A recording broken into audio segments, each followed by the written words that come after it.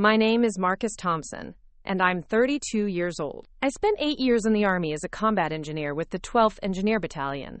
I've cleared roadside bombs in places most people can't pronounce, rebuilt bridges under enemy fire, and watched good soldiers come home in flag-draped boxes. What I never expected was to walk into my own grandfather's funeral and discover that my family had erased me from his life story completely. The morning was gray and cold, typical for late October in Cedar Falls, Ohio. Riverside Memorial Chapel sat on the corner of Main and Elm, its red brick facade weathered by decades of grief and remembrance. I pulled up in my old pickup truck, the same one Grandpa Bobby had taught me to drive in the parking lot behind his hardware store when I was 14. The American flag hung at half-staff, snapping in the autumn wind like a sharp salute. I'd driven 12 hours straight from Fort Campbell, still wearing my dress blues because there hadn't been time to change. The funeral director had called me just 2 days ago with the news. Heart attack. Quick and peaceful, they said. At 89, Bobby Thompson had finally joined his Korean War buddies on the other side. I'd been granted emergency leave immediately, but the distance and military bureaucracy meant I was cutting it close. As I walked toward the chapel entrance, I could see clusters of people I'd grown up with. Mrs. Henderson from the grocery store, the Kowalski family from down the street, old-timers from American Legion Post 247, where Grandpa spent his Thursday evenings playing cards and telling war stories. They nodded respectfully as I passed, some even placing hands over their hearts when they noticed my uniform. This was a military town that understood sacrifice. The chapel doors were heavy oak, and when I pulled them open, the scent of lilies and old wood hit me like a physical force. The sanctuary was fuller than I'd expected, nearly every pew occupied. Grandpa had been loved in this community, had built relationships during 50 years of running Thompson's hardware store, had sponsored Little League teams, and donated tools to church repair projects. He'd earned this turnout. I looked toward the front where my family sat in the reserved section. There was my mother, Patricia, dressed in black with a veil that seemed more theatrical than mournful. Beside her sat my sister Jennifer, perfectly composed in an expensive suit that probably cost more than most people in this room made in a month. My younger brother Daniel was there too, looking uncomfortable in a tie that kept riding up his neck. None of them had turned around when I entered. That's when I saw it. The memorial program table near the entrance, covered with photo displays and printed materials. I picked up one of the programs, expecting to see the usual family photos spanning Grandpa's life. Born 1934. Married Eleanor Thompson, 1956. 3 children. Korean War veteran. Business owner. Pillar of the community. But as I flipped through the pages, my stomach dropped. There were photos of Jennifer's law school graduation, Daniel's wedding last spring, even pictures of family Christmas gatherings from years past. But every single image had been carefully selected to exclude me. In group photos where I should have been visible, the pictures had been cropped. In family timeline descriptions, my military service wasn't mentioned. 8 years of my life, 3 combat deployments, a Purple Heart earned pulling civilians from a bombed marketplace in Helmand Province, none of it existed according to this program. The final page listed surviving family members. Patricia Thompson, devoted daughter-in-law. Jennifer Thompson, eldest granddaughter and successful attorney. Daniel Thompson, youngest grandson and new father. My name appeared nowhere. According to this official record of Bobby Thompson's life, his middle grandson had simply never existed. I felt the blood drain from my face as I realized what had happened. Someone had deliberately erased me from Grandpa's story. In a town where military service was respected above almost everything else, where my grandfather had been proud to tell anyone who'd listen about his combat engineer grandson, I had been edited out like an embarrassing mistake. The funeral director, a soft-spoken man named Mr. Ellis, whom I'd known since childhood, approached me with a concerned expression. "Marcus, I'm so sorry for your loss. Your grandfather spoke of you often." He glanced down at the program in my hands, and something flickered across his face. I should mention, the family submitted all materials for the program directly. We simply printed what was provided. My hands were steady as I set the program back on the table. Years of military training had taught me to compartmentalize emotion, to function under pressure, to assess situations without letting anger cloud judgment. But this felt different. This wasn't enemy fire or equipment failure. This was betrayal by the people who were supposed to love me unconditionally. I straightened my uniform jacket and walked down the center aisle toward my family. My boots made soft clicking sounds on the chapel floor, and gradually conversations quieted as people noticed my approach. The sight of dress blues always commanded a certain respect in this community, but I could sense something else in the air. Confusion. These people knew me, knew my service, and they were probably wondering why the programs told a different story. As I reached the family section, Jennifer finally turned around. Her expression was cool, calculating, the same look she'd worn during childhood arguments, when she'd already decided she was right and I was wrong. My mother glanced up briefly, then looked away as if my presence was somehow inappropriate. Daniel met my eyes for just a moment before studying his hands. "Marcus?" Jennifer said quietly, her voice carrying just enough volume for nearby attendees to hear. "I'm surprised you made it. We weren't sure you'd be able to get leave." I didn't respond immediately. Instead, I looked past her toward the front of the chapel where Grandpa's flag-draped casket sat surrounded by flowers. He'd served his country with honor, had raised me to believe that duty and family were the highest callings a man could answer. Now I was standing in his memorial service, wearing the uniform that represented everything he'd taught me to value, and discovering that his own family had decided I wasn't worthy of being remembered. The funeral service began with the local American Legion color guard presenting the flags. 6 elderly veterans in pressed uniforms moved with the careful precision of men who had performed this ritual countless times, each step a tribute to fallen brothers. The chaplain spoke about service and sacrifice, about Bobby Thompson's dedication to family and country. But as I sat in the back pew, having been unable to find space in the family section, every word felt hollow against the reality of what I'd discovered in that program. Pastor Williams stepped to the podium, adjusting his glasses as he opened the leather-bound folder containing his prepared remarks. "We gather today to celebrate the life of Robert Eugene Thompson, a man who embodied the values that built this community. A Korean War veteran who served his country with distinction. A businessman who treated every customer like family. A father and grandfather who instilled integrity in the next generation." He paused, scanning the congregation with the practiced eye of someone who had delivered hundreds of these speeches. Bobby often spoke about his pride in his family's continued service to others. His daughter-in-law, Patricia, who dedicated 30 years to teaching our children. His granddaughter, Jennifer, who has achieved remarkable success in law and returns often to support local charities. I felt my jaw tighten as the pastor continued down his list, each word carefully scripted from information my family had provided. He spoke about Daniel's recent marriage and his work as a physical therapist, helping injured athletes. He mentioned Grandpa's pride in watching his family carry on traditions of service and excellence. But the 8 years I'd spent defusing bombs and building infrastructure in a war zone might as well have happened to someone else entirely. The most painful moment came when Pastor Williams held up a framed photograph that had been placed on the memorial table. It showed Grandpa at last year's Memorial Day parade, standing proud beside the American Legion Honor Guard. I remembered that day clearly because I'd been home on leave, wearing my dress blues and marching in formation, just 3 rows behind where that picture was taken. But the photo had been cropped to exclude the active duty soldiers, showing only the elderly veterans, and cutting off right before you could see the younger generation carrying on their legacy. Bobby Thompson understood that freedom isn't free, the pastor continued, his voice growing stronger. He knew that every generation must step forward when called, must be willing to sacrifice comfort for duty.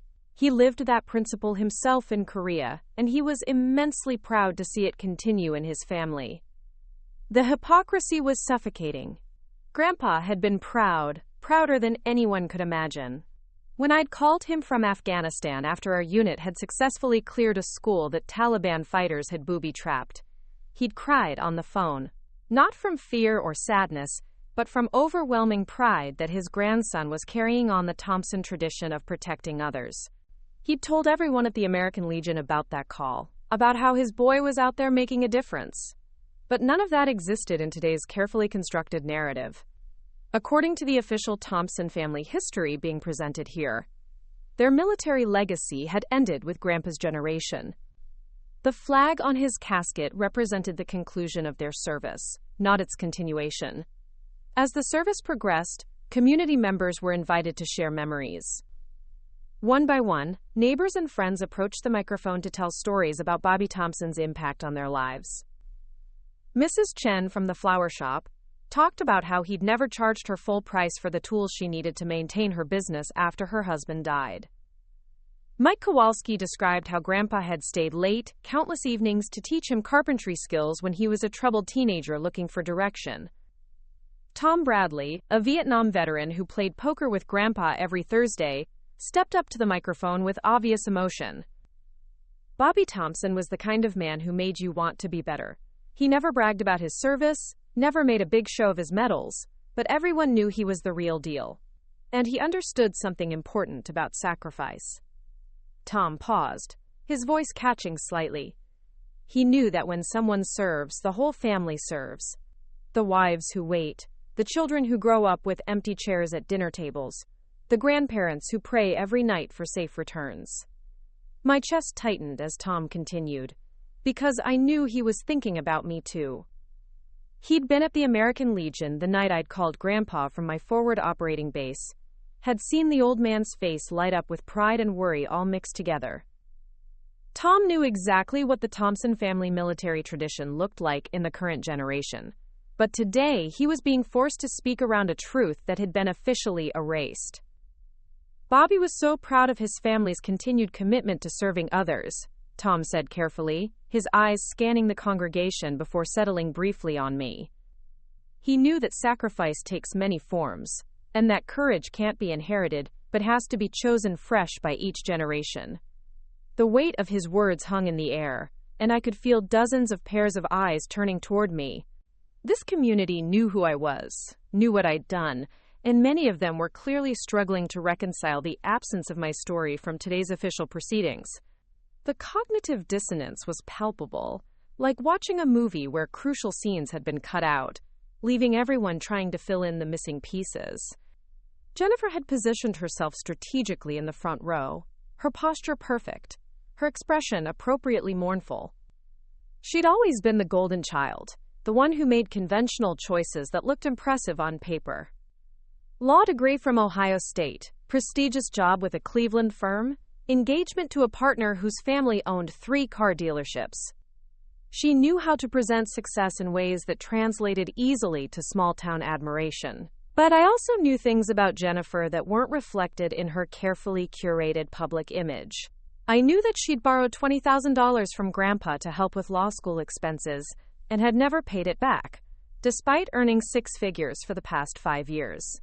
I knew that she visited Cedar Falls exactly twice a year, Christmas and Easter, and spent those visits complaining about how backward and provincial everything was.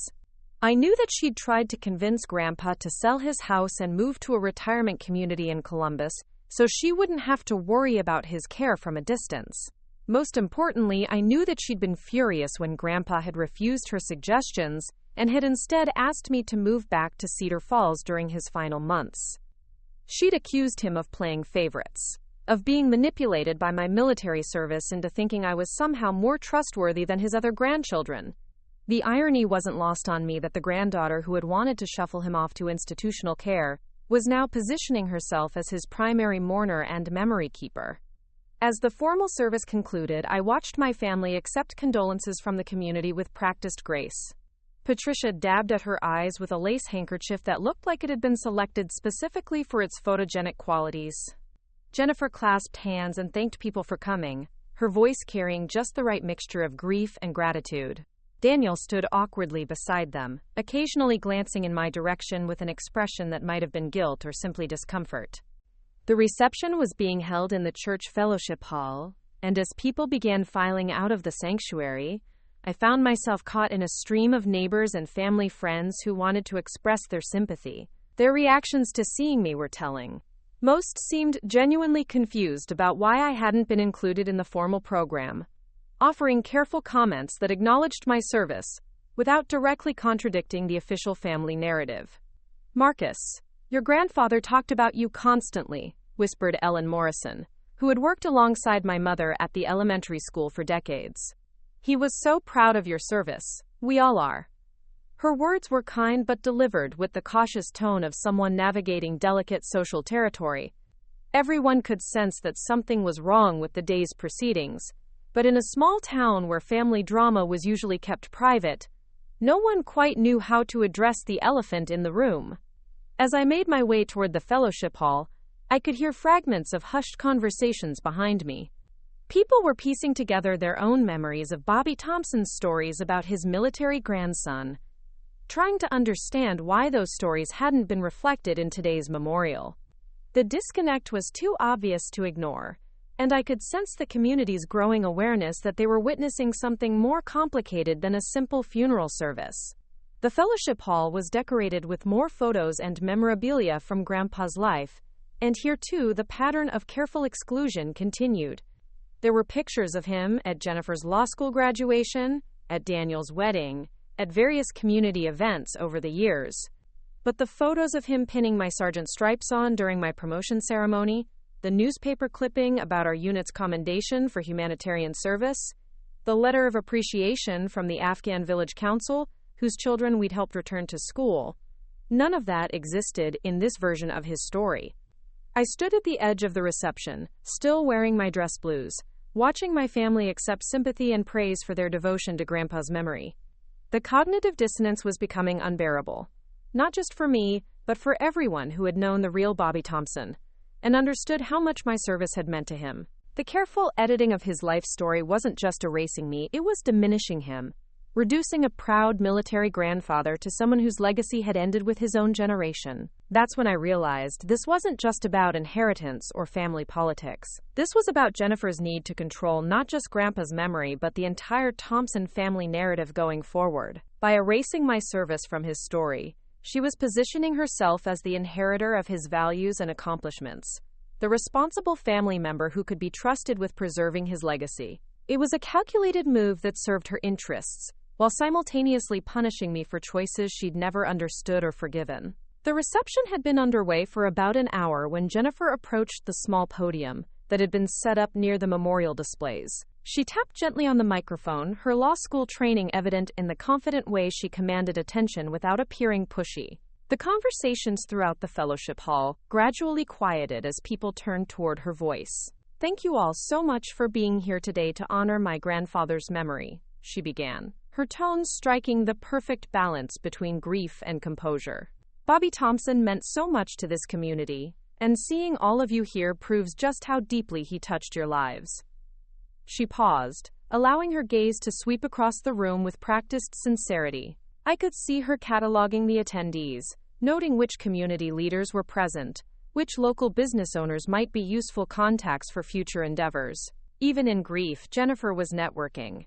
"As many of you know, Grandpa was incredibly proud of our family's tradition of service," she continued. "He instilled in all of us the importance of giving back to our community, of using our education and opportunities to make a difference in people's lives." The irony was suffocating. Jennifer lived 4 hours away and visited Cedar Falls twice a year if we were lucky. Her idea of community service was writing a check to charity for the tax deduction. But she delivered these words with such conviction that someone who didn't know better might actually believe she was channeling Grandpa's values. That's why I'm excited to announce that our family will be establishing the Robert Thompson Memorial Scholarship Fund, which will provide college tuition assistance to local students pursuing careers in education, law, and healthcare. Her voice grew stronger, more confident. "We believe this is exactly the kind of legacy Grandpa would have wanted, supporting young people who are committed to serving others through professional excellence." The applause was polite, but enthusiastic. This was exactly the kind of gesture that played well in a small town, the sort of memorial that would get Jennifer's name in the local newspaper and cement her reputation as the Thompson family member who honored her grandfather's memory in practical, meaningful ways. But I noticed what she hadn't mentioned. Military service wasn't included in her list of supported career paths, despite the fact that Grandpa had been a veteran himself and had spoken constantly about the importance of defending freedom. Jennifer wasn't finished. "The scholarship will be administered through the Thompson Family Foundation, which will also work to preserve Grandpa's other legacies in our community. We're planning to create a small museum display at the library featuring artifacts from his hardware store and his military service, ensuring that future generations understand the values that built this town. Several people nodded approvingly, and I could hear murmurs of appreciation for such a thoughtful tribute. But my blood was running cold as I realized the full scope of what Jennifer was orchestrating. She wasn't just erasing me from Grandpa's funeral, she was positioning herself as the official keeper of his memory going forward. The foundation, the scholarship, the museum display, all of it would be controlled by her, filtered through her version of what the Thompson legacy should represent. Mrs. Patterson, who had been Grandpa's neighbor for 30 years, raised her hand tentatively. Jennifer, dear, will the military display include information about your grandfather's pride in Marcus's service? He talked about that boy's deployments constantly, especially after he earned that Purple Heart. The question hung in the air like smoke from a backfiring engine. I could see Jennifer's composure flicker for just a moment, her lawyer's mind calculating how to respond without directly lying, while still maintaining her narrative control. The silence stretched uncomfortably as dozens of eyes moved between Jennifer and me. Of course, we'll honor all aspects of Grandpa's military pride, Jennifer finally replied, her tone carefully neutral. The display will focus on his Korean War service and his lifelong commitment to supporting veterans in our community. Preparing and narrating this story took us a lot of time, so if you're enjoying it, subscribe to our channel. It means a lot to us. Now back to the story. We want to ensure the exhibit reflects his actual experiences and documented contributions. The phrasing was masterful in its ambiguity. She wasn't technically denying my service, but she was making it clear that my contributions wouldn't be featured alongside Grandpa's documented legacy. The implication was subtle but unmistakable. My military career somehow didn't meet the standards for official family recognition. I felt my hands clench involuntarily, years of military discipline warring with a growing fury that threatened to overwhelm my composure. This wasn't just about being excluded from a funeral program anymore. Jennifer was systematically erasing me from family history, while simultaneously positioning herself as Grandpa's spiritual heir and the rightful guardian of his values. Pastor Williams, who had been listening from the corner of the room, stepped forward with obvious discomfort. I think what Mrs. Patterson was referring to is how proud Bobby was of having 2 generations of military service in his family. He mentioned Marcus's deployments to Afghanistan quite often during our conversations. Jennifer's smile never wavered, but I could see the calculation behind her eyes. She was being challenged by community members who remembered things differently than her carefully constructed narrative, and she needed to address their concerns without acknowledging the truth they represented. Absolutely, Pastor Williams. Grandpa was proud of everyone in our family who chose to serve others. That's exactly why this scholarship fund will support young people entering service professions of all kinds. She emphasized the word professions in a way that somehow made military service sound less legitimate than civilian careers. But her response had opened a door that several other community members seemed eager to walk through. Tom Bradley, the Vietnam veteran who had spoken during the service, cleared his throat audibly. Jennifer, I hope you'll forgive an old soldier for speaking plainly, but your grandfather talked about Marcus's combat engineering work every single week at our American Legion meetings. The boy defused bombs, built schools, earned commendations for saving civilian lives. That kind of service ought to be part of any honest memorial. The room fell completely silent. Tom's words carried the weight of moral authority that came from shared military experience and decades of friendship with Bobby Thompson. He wasn't making a suggestion, he was making a statement about integrity and truth that challenged Jennifer's entire approach to memorializing Grandpa. Jennifer's composure finally showed visible cracks. Her smile became more forced, her posture stiffer. Mr. Bradley, we absolutely appreciate Marcus's service, and we're certainly not trying to diminish anyone's contributions. The Foundation's focus will be on creating sustainable, long-term benefits for our community, which requires careful planning and professional oversight. The implication was clear. I couldn't be trusted with the serious work of preserving Grandpa's legacy. Despite 8 years of military service that had required precisely the kind of planning and professional oversight she was claiming to value, Jennifer was suggesting that only civilian achievements qualified someone for family leadership responsibilities. Daniel finally spoke up from his position near the food table, his voice uncertain but audible. Maybe we could include information about all the family's service. I mean, Grandpa did keep all those newspaper clippings about Marcus's unit, and the photos from when he came home. Jennifer's head snapped toward our younger brother with a look that could have frozen Lake Erie. Daniel, we've already discussed the parameters for the memorial displays. We need to maintain appropriate focus and avoid overwhelming visitors with too much detail. Her tone was sharp enough that several people near them shifted uncomfortably. The mask of gracious, grieving granddaughter was slipping, revealing the controlling attorney underneath who was accustomed to managing information and directing narratives to serve her purposes.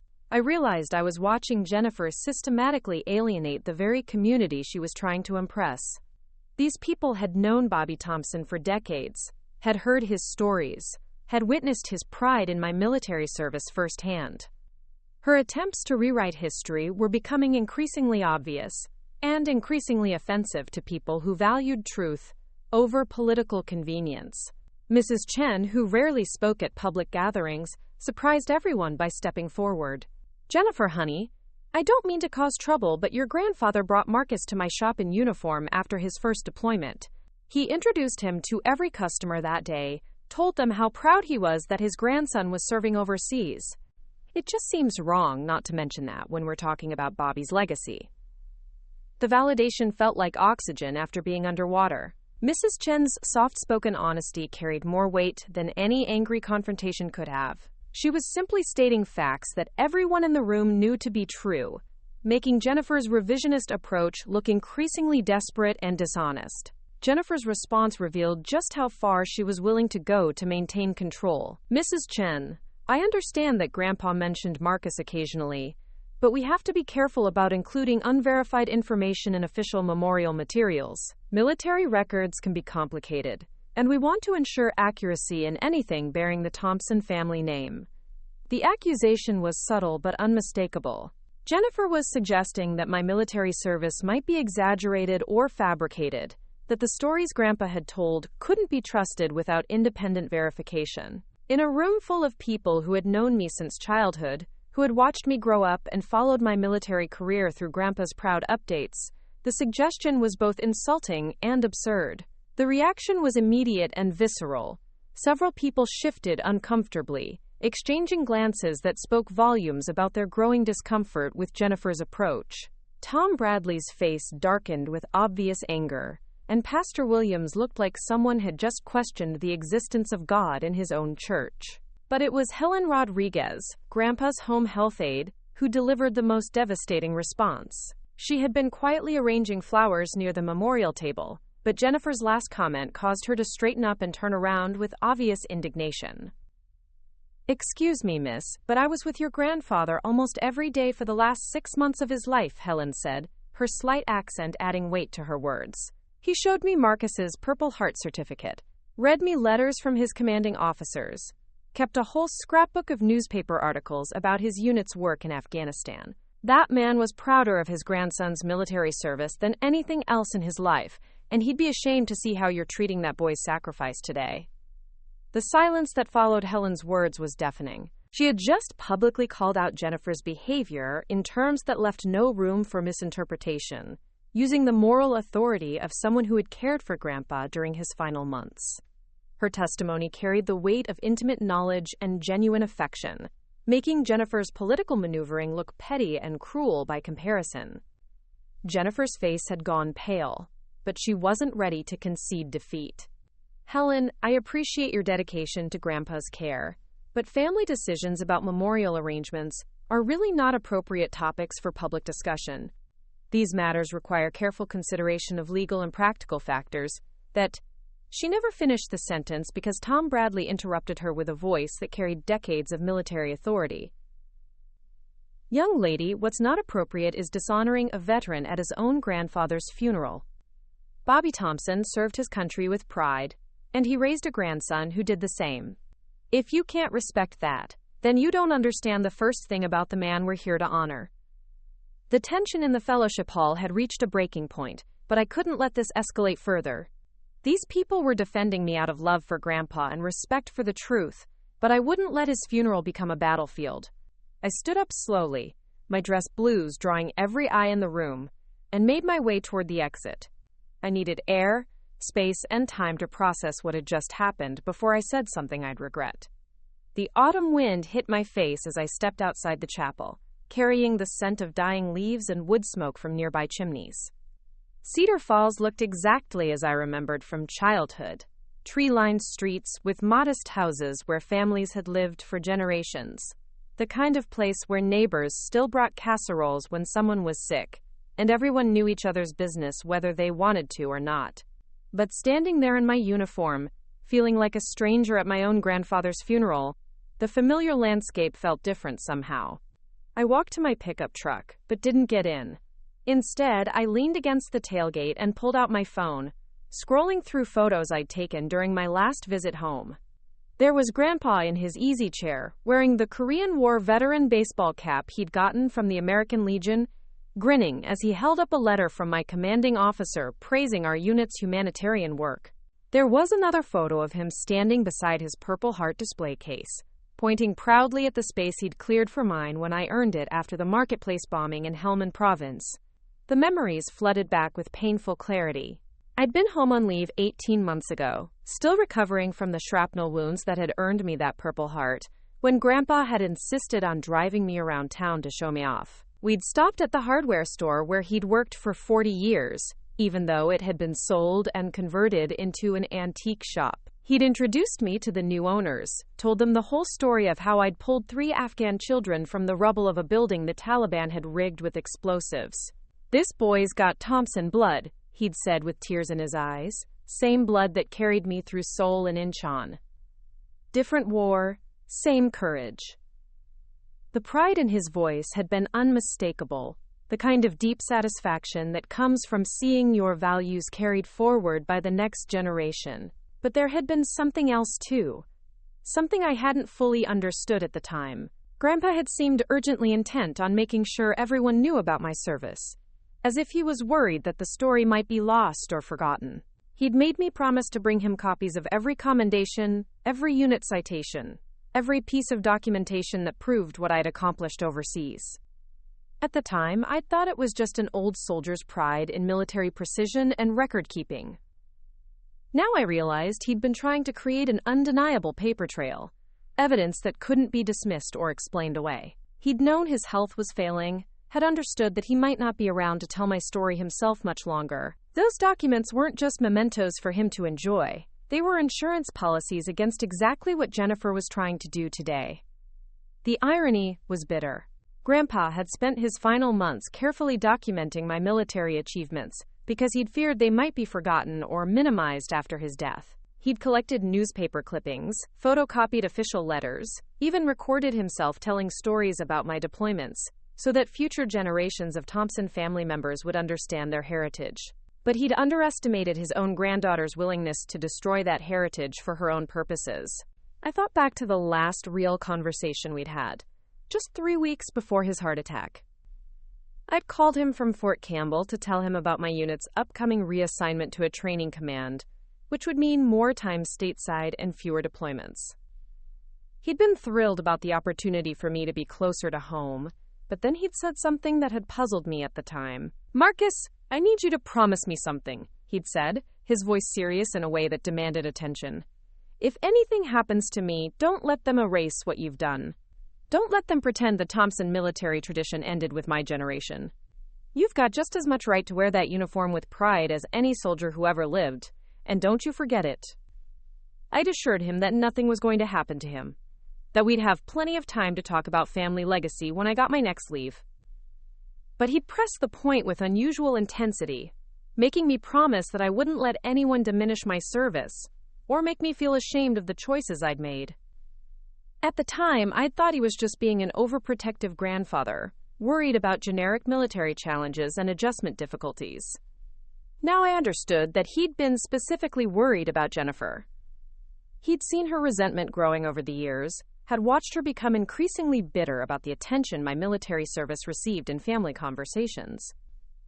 She'd never been able to compete with combat deployments and life-or-death situations when it came to capturing Grandpa's interest and admiration. Her law school achievements and professional success had always felt mundane by comparison to stories of roadside bombs and rescued civilians. The sound of footsteps on gravel interrupted my thoughts. Daniel was walking toward me, his hands shoved deep in his coat pockets, his expression uncertain but determined. My younger brother had always been caught in the middle of family conflicts, too gentle to take sides, but too honest to pretend everything was fine when it clearly wasn't. "Marcus, I'm sorry about what's happening in there," he said quietly, stopping a few feet away from the truck. "This isn't what Grandpa would have wanted." I studied his face, trying to gauge how much he really understood about what Jennifer had orchestrated. Daniel had been living in Columbus for the past 5 years, working as a physical therapist and starting his own family. He'd always been somewhat removed from the day-to-day dynamics of Cedar Falls, visiting for holidays and special occasions, but not deeply involved in the ongoing family tensions. "How much did you know about the funeral program?" I asked directly. "About leaving my service out of everything." Daniel's face flushed with obvious discomfort. Jennifer said she was handling all the arrangements, that she wanted to keep things simple and focused on Grandpa's own achievements. She told Mom and me that including too much about current family members might make the memorial seem self-serving. The explanation sounded reasonable on its surface, the kind of rationale that would appeal to people who weren't looking too closely at the underlying motivations. Jennifer had probably presented it as a matter of good taste and appropriate boundaries, making anyone who questioned the decision seem selfish or attention-seeking. "But you knew it was wrong," I said, making it a statement rather than a question. Daniel nodded slowly. "I kept thinking about all those times Grandpa talked about your deployments, how excited he got when you called from overseas. He must have told the same story about you saving those kids in Afghanistan 100 times. It felt weird not mentioning any of that today." His admission confirmed what I'd suspected. Jennifer hadn't been able to completely fool the rest of the family, but she'd managed to frame her decisions in ways that made it difficult for them to object without seeming petty or inappropriate. She'd used their love for Grandpa and their desire to honor his memory properly as weapons against their better instincts. "Why didn't you say something before the service?" I asked. Daniel looked down at his shoes, clearly struggling with guilt and regret. "Jennifer said you probably wouldn't even make it home in time for the funeral, that military leave could be unpredictable. She convinced us that we shouldn't delay the arrangements waiting to hear from you, and that it would be better to have everything finalized so you wouldn't have to worry about details if you did manage to get here." Another layer of Jennifer's manipulation revealed itself. She hadn't just erased me from the memorial materials. She'd also created circumstances that would make it difficult for me to participate in planning them. By rushing the funeral arrangements and convincing the family that my attendance was uncertain, she'd positioned herself as the responsible party taking charge during a crisis, while simultaneously making it nearly impossible for anyone to include my perspective in their decisions. "The thing is," Daniel continued, "Mom kept asking about you. She wanted to know if Jennifer had tried to contact you, if anyone knew whether you'd been notified about Grandpa's death. Jennifer kept saying she'd left messages but hadn't heard back, that military communications could be complicated." The lie was breathtaking in its audacity. Jennifer had never attempted to contact me at all. The only reason I'd learned about Grandpa's death was because Helen Rodriguez, his home health aide, had managed to track down my unit's contact information and called Fort Campbell directly. Helen had been worried that the family wasn't moving quickly enough to notify me, especially since she knew how much Grandpa had wanted me to be at his funeral. She never called me, Daniel, never left any messages. If Helen hadn't contacted my base, I wouldn't have known about the funeral until it was over. Daniel's face went white as the full scope of Jennifer's deception became clear to him. She hadn't just excluded me from the memorial planning, she'd actively prevented me from participating by failing to inform me of Grandpa's death in the first place. Only Helen's independent action had allowed me to be here at all. Jesus, Marcus, I had no idea. She made it sound like she'd been trying to reach you for days. Daniel ran his hands through his hair, clearly struggling to process the magnitude of his sister's betrayal. Mom's gonna lose her mind when she finds out. But I wasn't so sure about that.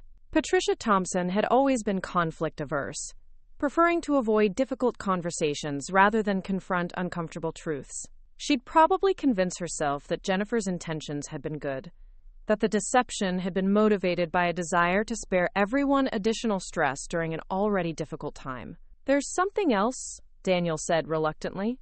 "Jennifer's been talking to Mom about Grandpa's house, about what should happen to it now that he's gone. She thinks it should be sold quickly, before the market changes or the property needs major repairs." The house, of course. I should have realized that Jennifer's efforts to control Grandpa's memorial were connected to larger financial considerations. The Thompson family home on Maple Street was worth a considerable amount of money, especially if it was sold to developers who wanted to build modern housing in the historic neighborhood. Jennifer had probably been calculating those numbers for months, waiting for the right opportunity to push for a quick sale. "What did Grandpa want?" I asked, though I suspected I already knew the answer. Daniel's expression confirmed my suspicions. "He wanted the house to stay in the family. He talked about it all the time, especially after you got back from Afghanistan. He said it was important to have a place where Thompson family members could always come home, no matter how far their service took them." Another piece of Grandpa's larger plan became clear. He hadn't just been documenting my military achievements to preserve family history. He'd been trying to ensure that I'd have a permanent place in the family structure that couldn't be easily eliminated or ignored. The house represented continuity, a physical anchor that would keep the Thompson military tradition rooted in Cedar Falls regardless of where future generations might be deployed. But Jennifer's vision for the family's future apparently didn't include maintaining those kinds of sentimental connections. She saw the house as an asset to be liquidated, converted into cash that could be divided and invested in more practical ways. The idea of preserving it as a family gathering place probably seemed hopelessly old-fashioned to someone who visited Cedar Falls twice a year and considered small-town life a relic of the past. "Has she talked to any real estate agents yet?" I asked. Daniel nodded grimly. "She had someone come out and do a market analysis last month, while Grandpa was still in the hospital after his first heart episode. She told Mom it was just preliminary research, in case they needed to consider selling quickly if his medical bills got too expensive." The timeline was damning. Jennifer had been planning Grandpa's financial exploitation while he was fighting for his life in the hospital, using his medical crisis as cover for her real estate scheming. She'd probably been hoping he wouldn't recover, that she'd be able to present the house sale as a necessary response to end-of-life expenses rather than a calculated grab for inheritance money. "Daniel, I need you to understand something," I said, meeting his eyes directly. "This isn't just about hurt feelings or family politics. Jennifer is systematically trying to erase me from Grandpa's life and legacy so she can control everything he worked for. The funeral program, the scholarship foundation, the house, all of it is connected." He stared at me for a long moment, processing the implications of what I was suggesting. "You think she planned all this, even before he died?" "I think she's been planning this for years," I replied. "Every time I came home on leave, every time Grandpa talked proudly about my service, I could see her resentment growing. She couldn't compete with military deployments for his attention, so she decided to eliminate the competition entirely." The sound of car doors slamming interrupted our conversation. Several vehicles were pulling into the chapel parking lot, and I could see people in military dress uniforms getting out. Word had apparently spread through Cedar Falls' veteran community about what was happening at Grandpa's funeral, and they were coming to pay their respects in a way that couldn't be edited or controlled by Jennifer's carefully crafted narrative.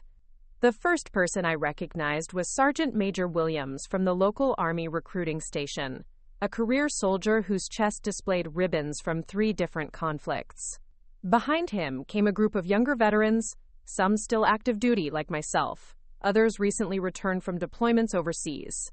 But what took my breath away was seeing Colonel Rachel Martinez stepping out of a black sedan, her silver oak leaves gleaming in the afternoon sunlight.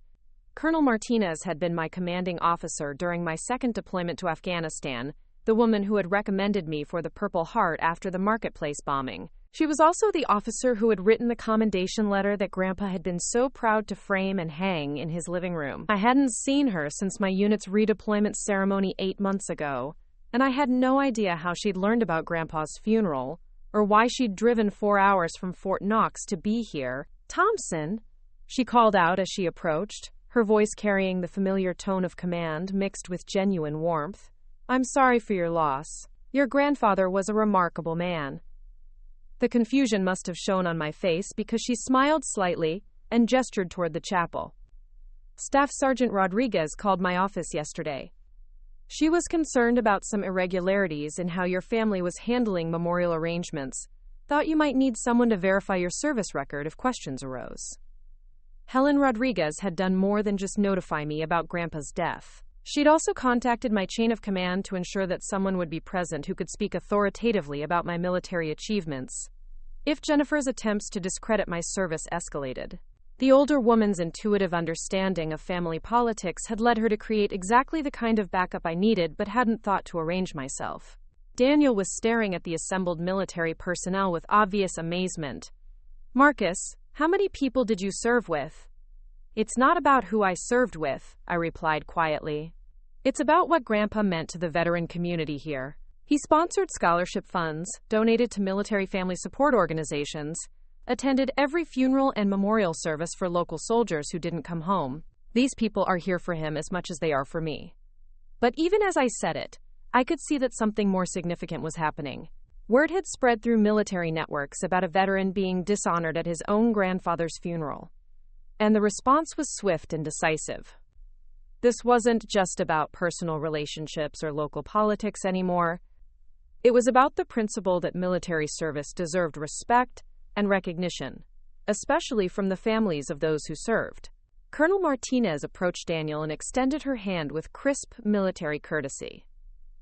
"You must be Marcus's brother. Your grandfather spoke about you often during our video calls." Daniel looked confused.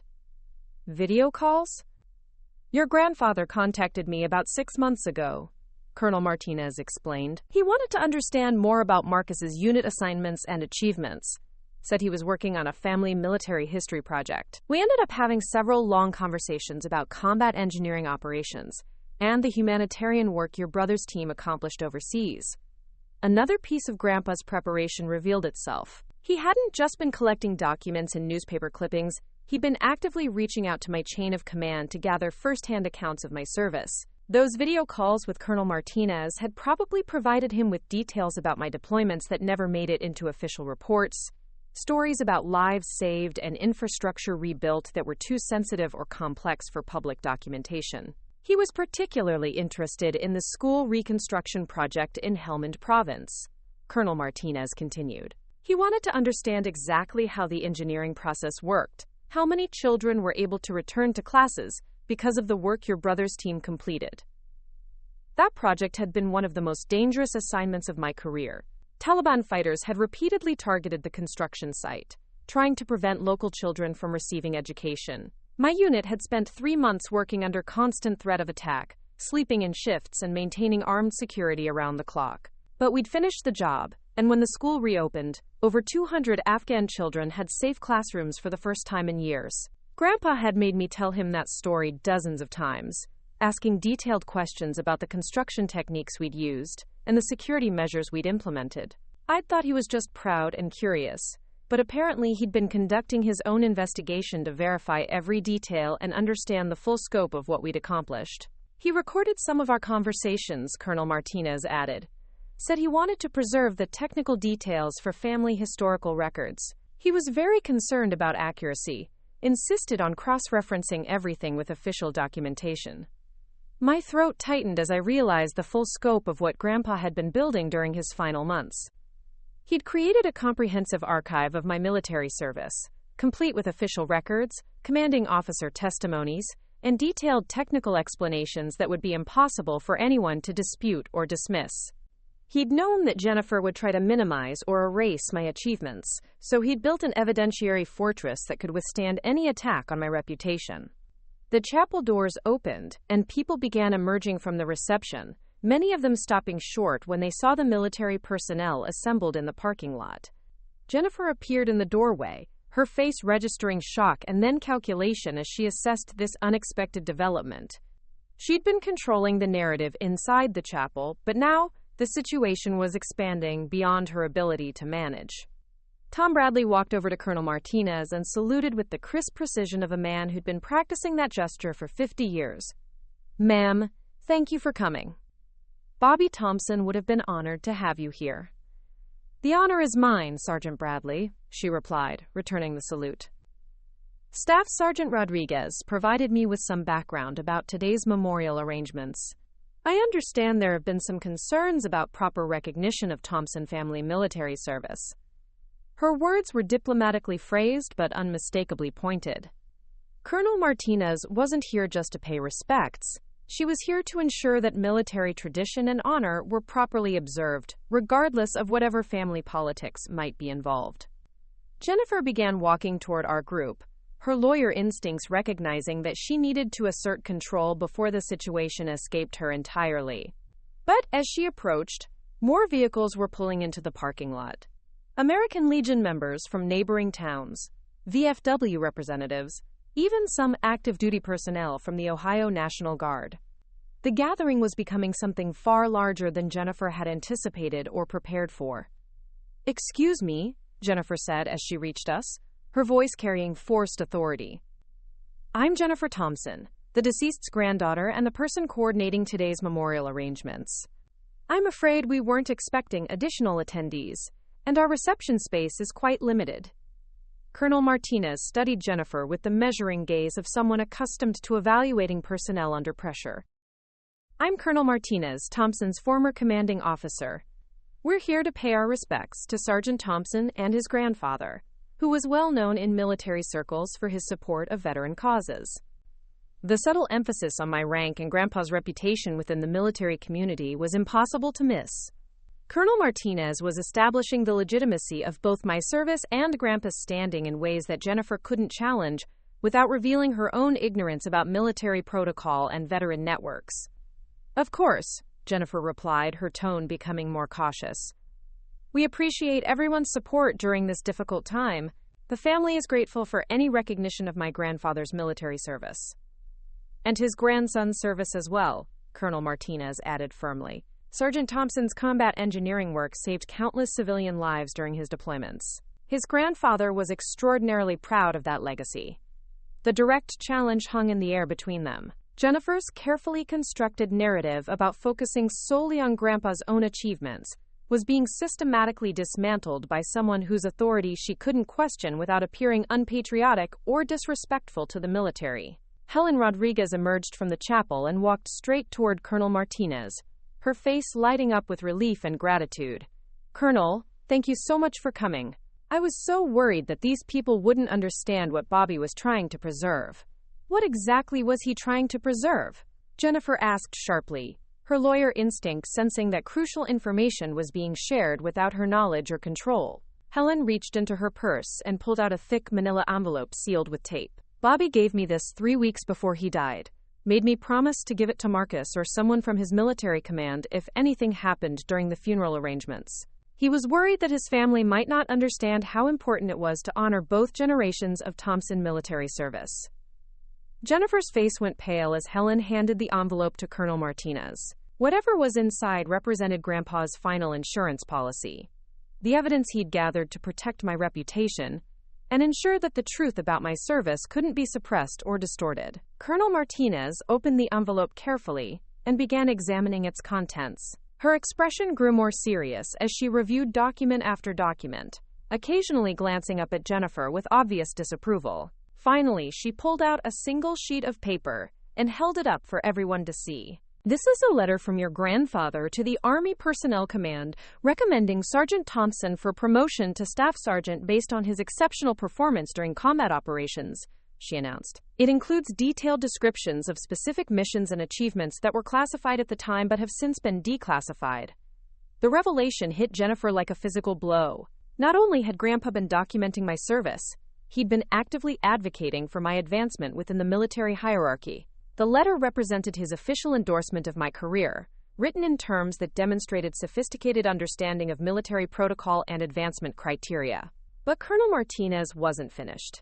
She pulled out another document, this one bearing official Army letterhead and multiple signatures.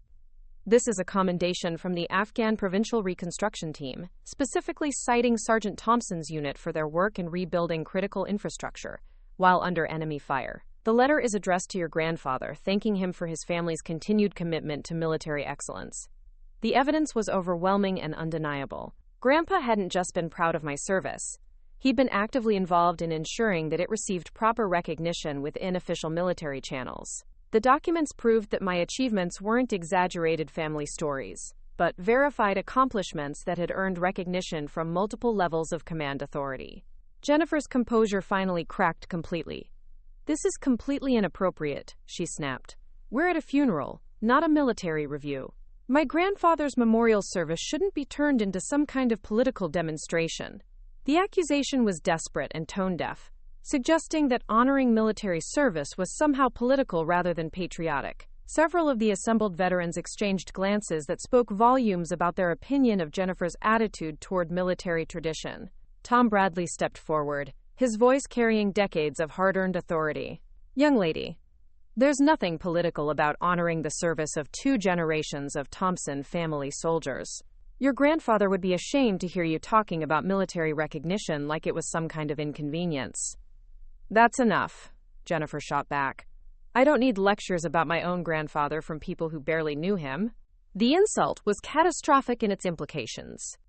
Tom Bradley had been Grandpa's close friend for over 20 years, had shared countless conversations about family pride and military tradition, had been present for many of the stories about my deployments that Jennifer was now trying to erase. Her suggestion that the veteran community barely knew Bobby Thompson revealed just how disconnected she was from his actual life and values. The reaction was immediate and visceral. Several veterans moved closer, their body language shifting from respectful attention to protective readiness. Jennifer had just insulted not only Tom Bradley personally, but the entire network of military friendships that had sustained Grandpa throughout his later years. Colonel Martinez's voice cut through the tension with command authority. "Miss Thompson, I think there's been a fundamental misunderstanding about today's events. We're not here to disrupt your grandfather's memorial. We're here to ensure that it accurately reflects his values and priorities, which included tremendous pride in his grandson's military achievements." She gestured toward the assembled veterans, their dress uniforms creating a backdrop of dignified military presence. "These people represent the community that your grandfather chose to be part of during his retirement years. They knew him as a man who talked constantly about Marcus's service, who collected newspaper clippings about his unit's humanitarian work, who considered military tradition to be the foundation of Thompson family identity." The weight of collective testimony was becoming impossible for Jennifer to dismiss or deflect. She was facing dozens of people who had first-hand knowledge of Grandpa's pride in my service, people whose credibility and sincerity couldn't be questioned without revealing her own dishonesty. But the most devastating moment came when Helen Rodriguez stepped forward again, this time holding a small digital recorder. "Bobby asked me to play this if anyone ever questioned how he really felt about Marcus's military service," she said quietly. The device was old and simple, the kind of basic recorder that elderly people sometimes use to preserve family stories or important thoughts. Helen pressed the play button, and suddenly Grandpa's voice filled the parking lot, clear and strong despite the slight tremor that had affected his speech during his final months. "My grandson, Marcus Thompson, is the finest soldier I've ever known, and I've known plenty of them. He served 3 combat tours in Afghanistan, earned a Purple Heart saving civilian lives, and rebuilt infrastructure that allowed hundreds of children to return to school safely. I'm prouder of his military service than anything else in my life, and I want everyone to know that the Thompson family military tradition didn't end with my generation. It's stronger now than it's ever been." The recording continued, with Grandpa describing specific missions, reading from letters I'd sent him during deployments, and expressing his frustration with family members who didn't seem to understand or appreciate the significance of military service. His words painted a picture of a man whose greatest joy came from following my career and sharing my achievements with anyone who would listen. "If anything happens to me," his voice continued, "I want people to remember that Marcus Thompson represents everything the Thompson family has always stood for: courage, service, sacrifice, and putting other people's welfare ahead of your own comfort. He's the best of us, and anyone who says different doesn't know what they're talking about. The silence that followed was profound and complete. Jennifer stood frozen, her face pale with shock and defeat. She'd built her entire narrative around the assumption that Grandpa's feelings about my service were ambiguous or complicated, that she could interpret his legacy in ways that minimized my role in the family story. But his own words, preserved in his own voice, made it impossible to maintain that fiction. Daniel had tears in his eyes as he looked at his sister with obvious disappointment. "Jennifer, how could you do this? How could you try to erase Marcus when Grandpa was so proud of him?" Patricia finally emerged from the chapel, drawn by the commotion in the parking lot. When she saw the assembled veterans and heard the tail end of her father-in-law's recorded testimony, her face crumpled with shame and grief. She walked directly to me, ignoring Jennifer's attempts to intercept her. "Marcus, I'm so sorry," she whispered, reaching out to touch my arm. "I knew this was wrong, but I didn't know how to stop it. Your grandfather talked about you constantly, showed me every letter and newspaper clipping. I should have spoken up." Her apology was genuine but heartbreaking, revealing how Jennifer's manipulation had intimidated even our own mother into silence. Patricia had known the truth but had been convinced that challenging Jennifer's decisions would somehow make things worse or more complicated. Colonel Martinez approached Jennifer one final time, her voice carrying the weight of absolute authority. "Miss Thompson, I'm going to make this very simple for you.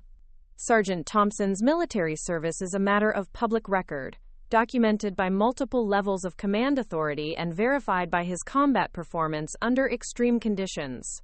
Your attempts to minimize or erase that service are not only factually incorrect, they're deeply disrespectful to everyone who has worn the uniform." She gestured toward the crowd of veterans that had gathered around us. "These people came here today because they heard that a soldier was being dishonored at his own grandfather's funeral. They're prepared to ensure that doesn't happen, regardless of your family's internal politics." The implied threat was unmistakable but delivered with military precision. Colonel Martinez wasn't suggesting violence or confrontation, but she was making it clear that the veteran community would not tolerate continued disrespect toward my service or Grandpa's memory. Jennifer's defeat was complete and obvious. She'd lost control of the narrative, lost the moral authority she'd tried to claim, and lost the respect of the community she'd been trying to impress.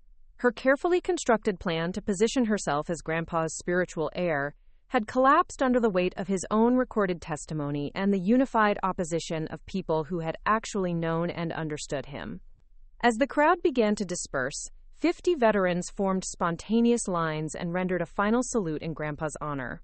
But their eyes were on me, acknowledging not just his service but mine, recognizing the continuation of Thompson family military tradition that Jennifer had tried so hard to erase.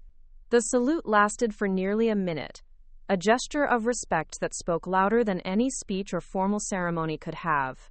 In that moment, standing in my dress blues surrounded by men and women who understood the true meaning of service and sacrifice, I finally felt the peace that had been missing from the entire day.